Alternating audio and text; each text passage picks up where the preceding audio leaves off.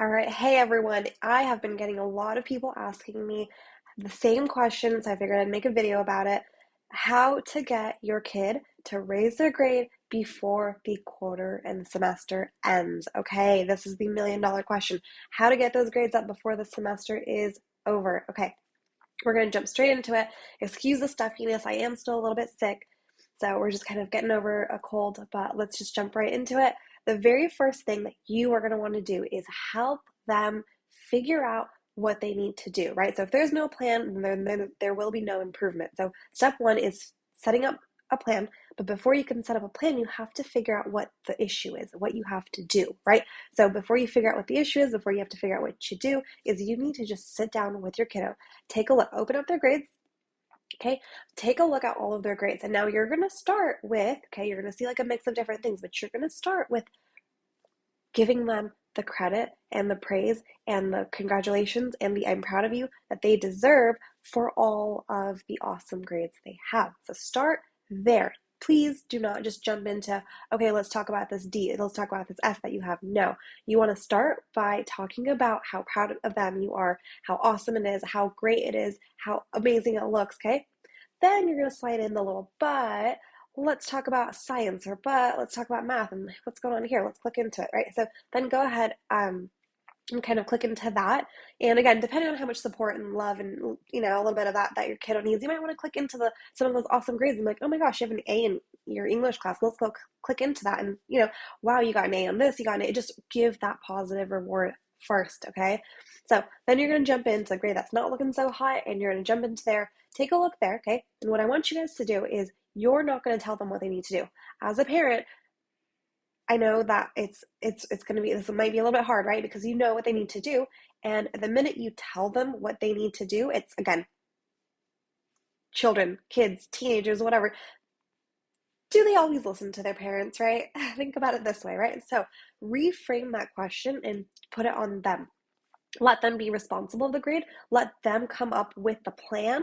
So it's not you telling them what to do, right? This way, it's they realize what they need to do and they're coming up with the solution, even though it's technically gonna, you're basically, it's the same thing, but in a different way, if that makes sense, right? So for example, rather than saying, hey, you need to go retake that math test, your grade's low, go retake that math test. Don't do that, right? You're just gonna ask, okay, hey, what can we do to raise your grade? And again, you might get, I don't really know, I don't know, nothing, whatever. And then you might start having, like, again, refrain from telling them what to do, start asking probing questions. So that might look like, okay, well, let's take a look here. Let's see, like, why is our grade so low? You got some A's and B's on these assignments. You got like a 70 for this. What's the reason why your grade's so low, right? Then let them answer. Oh, right here, it's because I got, the assessment. It's worth 80% of my overall grade. I didn't do so great on this. And, you're just kind of like asking them, okay, is there anything we could do? And again, you might throw out, don't tell them to retake this. Do not say you need to go retake this. Simply say, well, is there anything we could do? Is there any extra credit? Perhaps anything we could redo, anything we could retake? That's to the extent, okay? Start suggesting, but you're not telling them what to do, right? And only start suggesting if they don't come up with it on their own, right? They might automatically, as soon as you ask, hey, is there anything we could do to raise your grade? What do you think? They might say, oh, yeah, I could retake. They might immediately come up with it. But if they're at this, I don't really know, nothing, I can't do anything, then you start suggesting, right? But more than likely, they will come up with that on their own. You might just have to push and probe a little bit, but they will come up with it, right? And you might say, hey, it looks like this is like, it looks like your assessments are quite heavy. Looks like most of your grade is being composed of the summative assessment. So looks like that's what's having the big effect on your grade. You want them to start to see it and realize it, and them to be like, oh, okay, yeah, so maybe I should retake this, right? Sometimes they might have a bunch of missing assignments. And again, talk to them about, like, the second thing I was going to say is talk to them about what's more important. You want to help your kiddo identify the priorities, right? So you're going to do the same thing with all their classes, or whichever classes you need to focus on, right? Maybe not all of their classes. That's a lot to kind of throw at someone at once. Maybe pick the one or two classes that need the improvement and just let the rest go. You can't have all of it change all at once, right? Start with the one or two classes, focus there, so there's not a lot of pressure, and then as those start to rise, as that gets fixed, then if there's still some time left before the end of the semester, then you can start attacking some of those other classes, right? if it's just not looking like what you want it to be. But basically, so make sure that you also talk about the priority and the importance of what assignments are worth spending time in and what assignments aren't necessarily, right? So as parents, this is my biggest thing that I like to say is oftentimes as parents, we get really hung over on the zeros, on the F's, and the missing assignments, okay?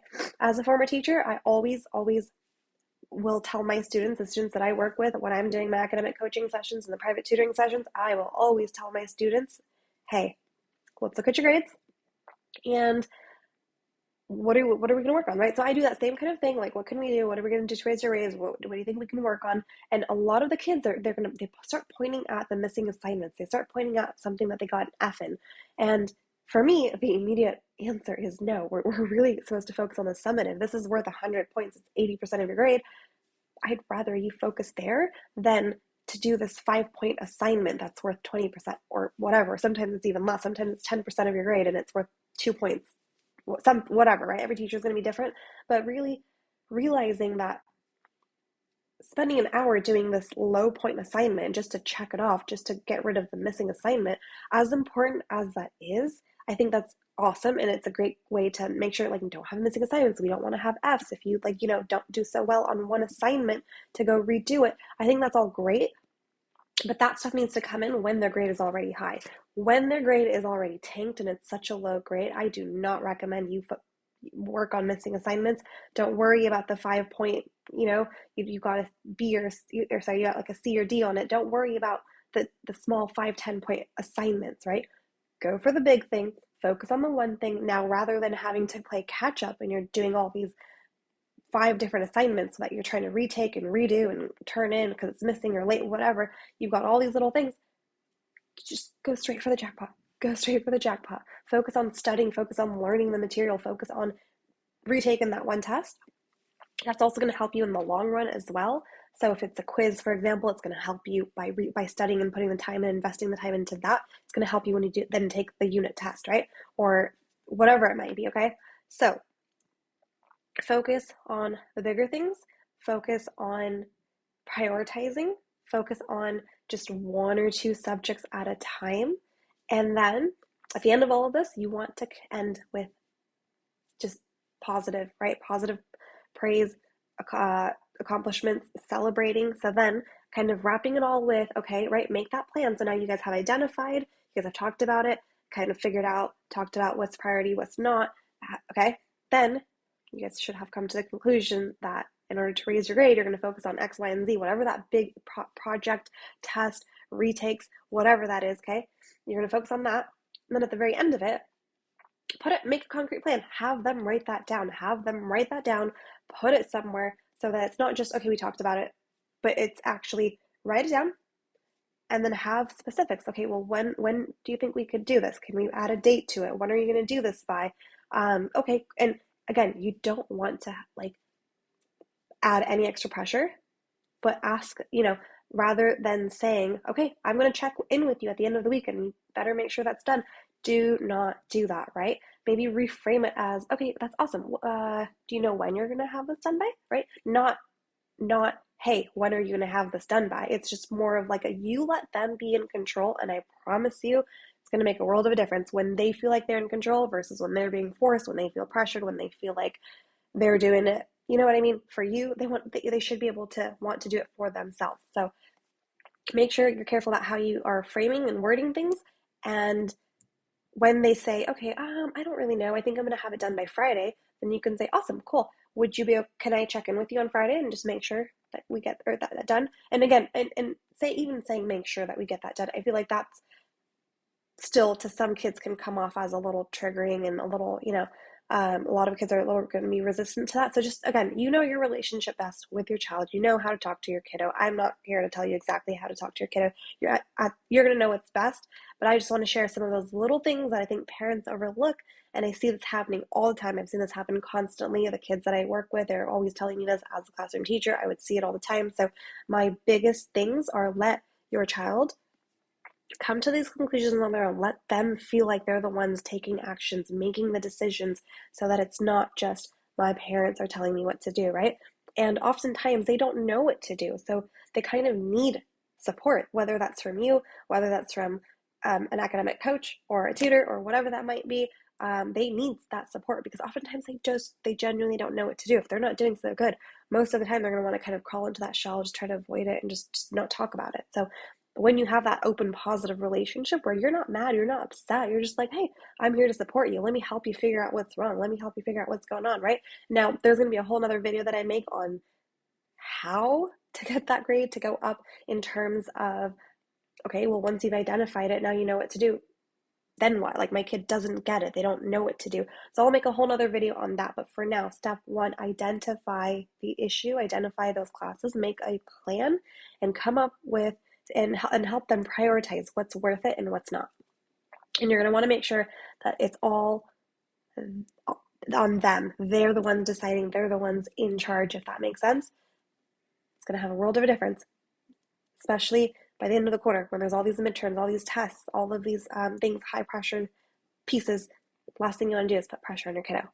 So if you have any questions, if you want any extra help, let me know. You guys, links are down below, how to reach out to me, how to schedule a consultation with me, how to just find me on Instagram, find me on Google, text me, message me. If you have any questions, I want to help. I know the end of the quarter is approaching and I know a lot of parents are stressed. So I am completely booked out right now at the moment, but still reach out to me. If I can just answer a question, I'm more than happy. If you want to just talk on the phone, I was talking to somebody on the phone for a good half hour today, just simply giving my 2 cents over. So whatever you guys need, just let me know. If you want to get on my wait list, send me a message. But start now. The end of the semester is approaching, but make sure you do it the right way.